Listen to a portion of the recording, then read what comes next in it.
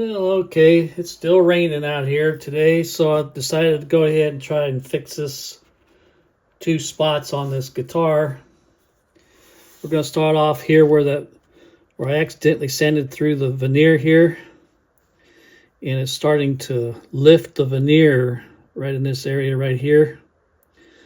It doesn't look that bad up here, but I'm going to apply some CA glue all the way around this thing. I'm going to start down here at the bottom here where it's the worst. And this is what I use. I use that Stick Fast CA. This is the thin set. That's all I got right now. And the bad thing about the thin set is it's really, really running. You really got to watch what you're doing. If you can see this on camera, I kind of aproned it off here, put some tape up here, so if it goes to running, it's not going to run all the way down the guitar, hopefully. And I also have some activator here that I'll spray on it just to help speed things up a little. So what I'm going to do is just going to take this and watch it come down that nozzle and just let it come down there. See how it runs down?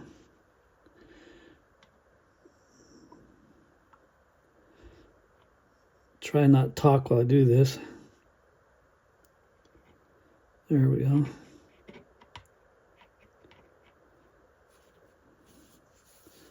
We'll let that soak in just a little bit. Kind of help it out there.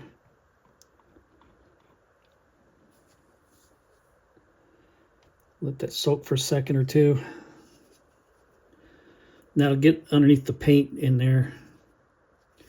I'm just going to squirt a little bit of this on here. Just like that. That's all you need. You don't need to overspray it. I've had that can for several of these bottles now. And it's stinky. So now what I'm going to do is dribble just a little bit of that, kind of all over that spot,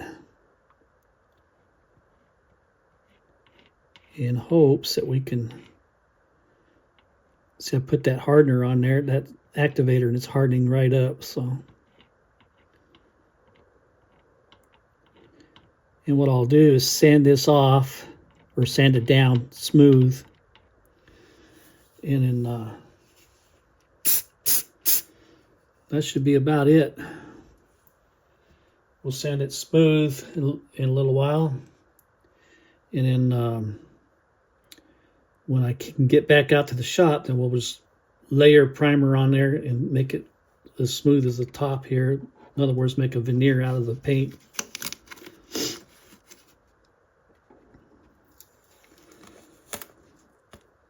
Some of you have been asking how you do drop fills, and that's basically how you do it. You just, if you have a chip out on your guitar or whatever, you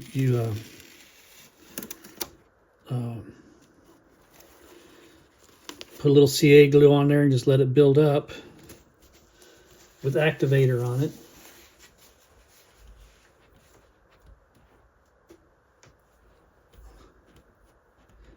All right, let's see if we can find that blister. It seems to have almost gone away up here. In other words, it's probably shrunk back a little bit. Well, where did it go? I don't even see it now. Huh.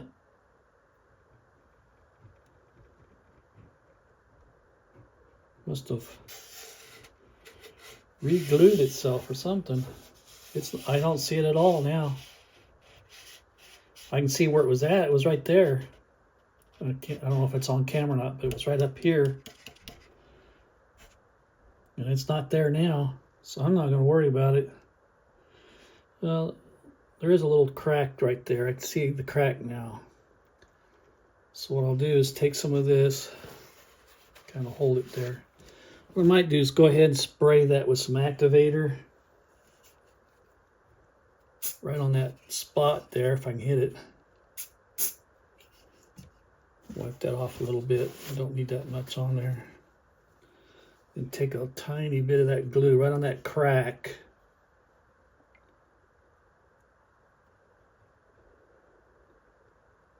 There we go.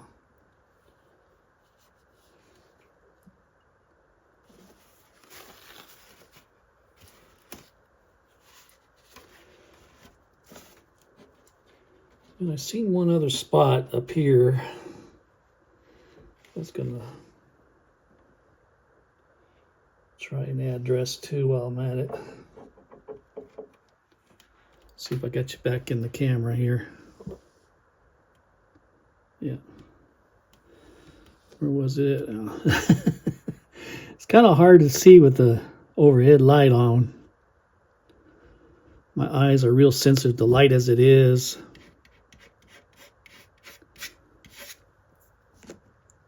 I don't see where I was looking at now. I ain't gonna worry about it then. What I have here is some, forget what that is. I think it's 80 grit. We're gonna kind of just lightly hit that a little bit.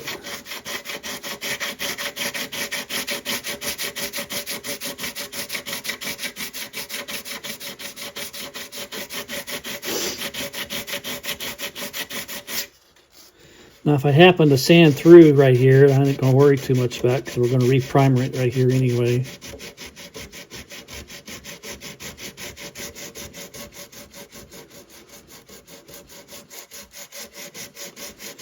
Now, this white primer took just as long as that black primer to dry.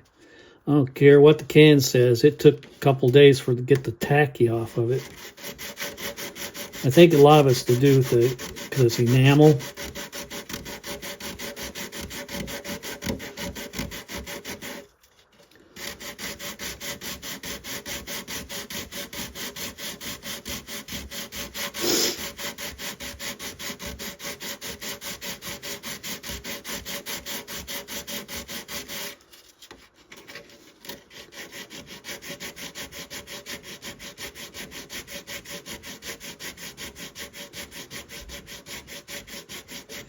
So we've been getting a lot of rain, lightning, and thunder out here. Of course, you know, thunder follows lightning.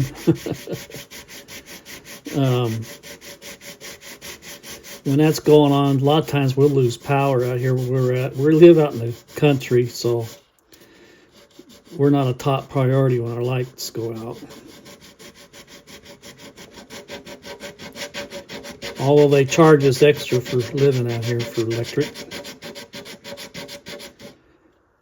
Seems like they blame you for wanting to live out here. But anyway, so I just keep working at this till I get this smoothed off somewhat. Make it look better than what it was. That CA glue built up along that tape line there. So I'm trying to get rid of that tape line I had on there. Getting there.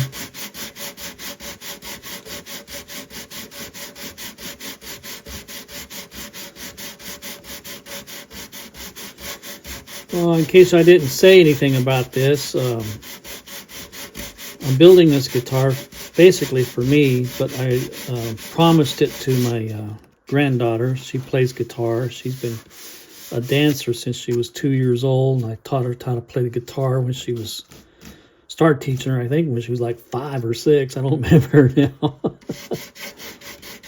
But she's always wanted this body style guitar, and I promised it to her.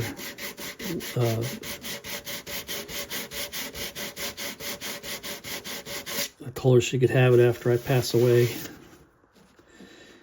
And in other words, I willed it to her. So I'm putting it on video right now so that people know this is her guitar.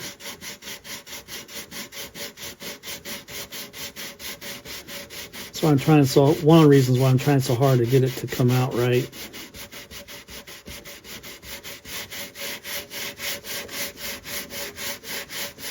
There we go. Oh yeah, see now you can't even tell it was there now. Put a little more primer on that and that'll be the end of that. And see that where that tape is at, that primer is still sticky. Anyway, I guess you can see that all right, huh? That's how you fix that stuff. And come up here now and sand that little place off. Get it ready. I really try to get you involved here, what I'm doing. That little place right there is where that bubble was at.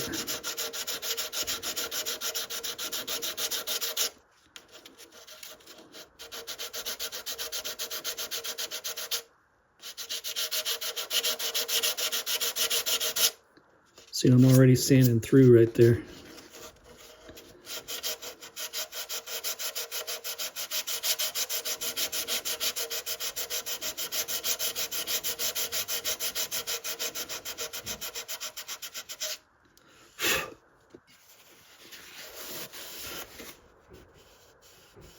I think I'm going to live with that. I don't want to take it down any further.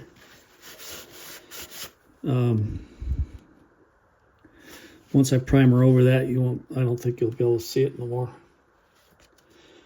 All right, once I get back out to the shop, it'll be primering the front and the headstock up there, the pig head. What do you want to call that up there? Headstock, pig head, tuner holder. Tuner holder 7000. Anyway,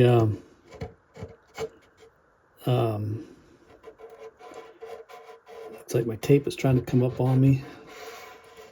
I have to make sure I go over that before I go primering it. Hopefully tomorrow, it's supposed to be in the 70s tomorrow, no rain, so I'm hoping I can get out. I hope it's not too humid out. And but anyway, that's it for today on this. Just keep hanging in there with me. We'll get this project done sooner or later. And probably later than sooner. Well, anyway, like I said, if the weather clears up good enough tomorrow, we'll primer the front. Then I'll have to let it set for a few days. Then we'll do an overall, just a light sanding up all over the whole thing. And then we'll be putting her in paint.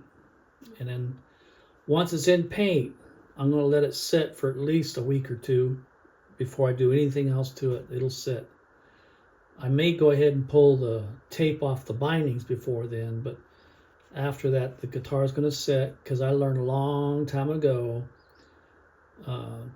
just because the can says it dries in 48 hours is not always true. And the longer you can hold off on doing the final steps of putting a finish on a guitar, the better off you're going to be. And I can't stress that enough. I cringe every time I see you guys out there using lacquers and even polyurethanes and stuff like that, and in 2 days time you're putting the guitar together, and I think you're headed for problems. And because it's not cured, and the wood is not dry. There's all kinds of things that's going on. And so I found out years ago, the longer you can let it rest, the better off you are. And it color sands better and everything else. And, smooth out, your paint will smooth out better. That green paint, I let it set for 5 days, 6 days before I tried to color sand it. And it just never worked out right. I don't know what was wrong with that paint. And it's almost like it got wet and it wanted to dissolve, like it's a water-based type paint.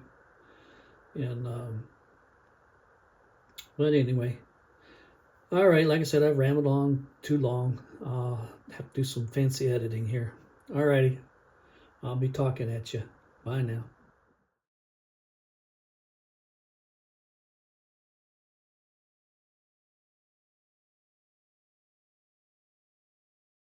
All righty, YouTube and YouTube land people.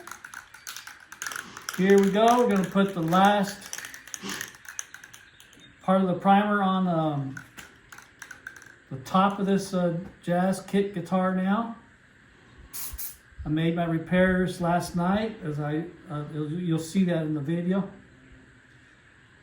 And again, you just saw me shoot that off a little bit just to help get things going in this thing. So here goes the first coat on the top.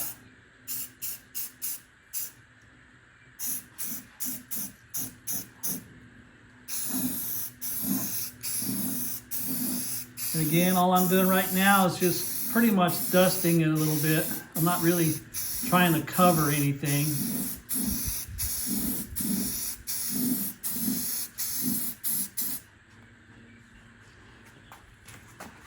Just trying to get that tack coat going.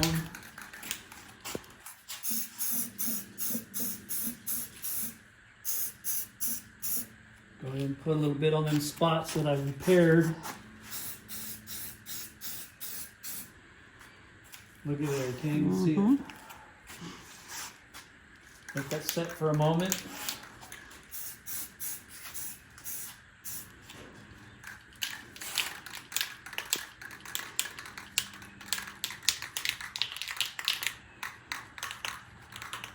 Probably going to end up letting this dry overnight once I get the third and final coat on. And then I'll check it tomorrow. And tomorrow's supposed to be a little bit warmer out than it is today. And again, I preheated this Rust-Oleum primer.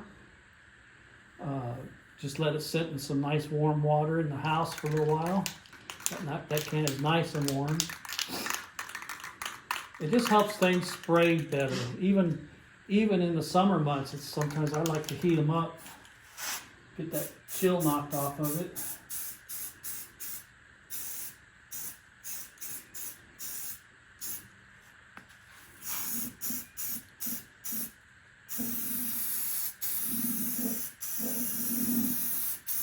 And now what I'm doing is going on just a little bit thicker than what it was.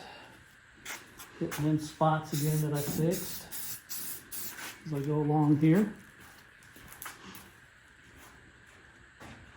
Now what we'll do tomorrow, if everything's copacetic tomorrow,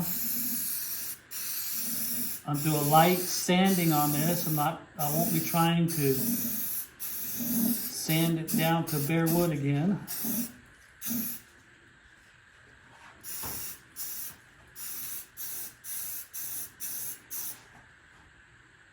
So when it comes to paint, especially opaque paints, you want to do everything in threes. That seems to be the magic number, threes. So let this dry. I probably won't bring it back in until after this is all done now, as far as primer goes.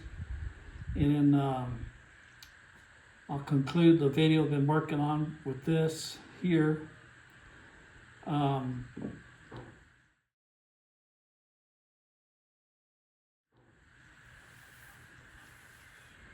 You know, I want to say this real quick. Of course, nothing I say is quick. I don't know how many of y'all out there heard of Scar My Guitar, but they've been hacked. So that channel has been taken down through hackery. And I feel bad for the guy. I know what it feels like to have somebody do you harm. A couple years ago, I had a channel that was just starting to thrive, and I had some guy decide to start using my YouTube content, my Facebook content, and my eBay stuff, and exploit me and my name all over the internet. And I was told by authorities to take down those social media stuff, take it down. So that's what I did. And I've had to try and rebuild some kind of a YouTube channel, but I'm nowhere near what I once had. I had just a little over 1,000 subscribers when I had to cancel out my last channel. And I just got there. And it's been a struggle. I've been doing this now for another 2 years, trying to rebuild my channel. And it's been a slow going process. I have a little over 100 subscribers in 2 years. So anyway, and at this stage in my life and stuff, I really don't care. I've never really tried to monetize, wasn't interested in monetizing. My channels have never made money off of YouTube, and I could care less that way, but some of these guys, like Scar My Guitar, Sean and his wife, they depend on that money. And my wife and I were talking about it this morning, and even she mentioned she thought that maybe Google and YouTube, they're in no hurry to get it back up and going for them, because the longer they can not have to pay, the more money it's in their pocket, right? So whatever their excuses are, it just seems like this happens quite often. I've seen, within the last 5 years, I've seen 3 or 4 channels get deleted because of stuff like this. And only one of them actually regained his channel again. And they make it so hard on you to come back and or to save your channel. And so I wish him all the best. I hope they can get things worked out. Right now he's using his wife's channel, Scar My Pickups. So you might check it out over there, show him some support. And I just feel bad for him. I know I would feel awful too, but like I said, I'm at the age now, for me, I don't care about my channel monetizing or making money on it. As long as I'm able to help a couple of people with some of my stuff, then that's fine with me. And but anyway, enough of all that stuff. You all be at peace out there, and we'll be talking at you. Bye now.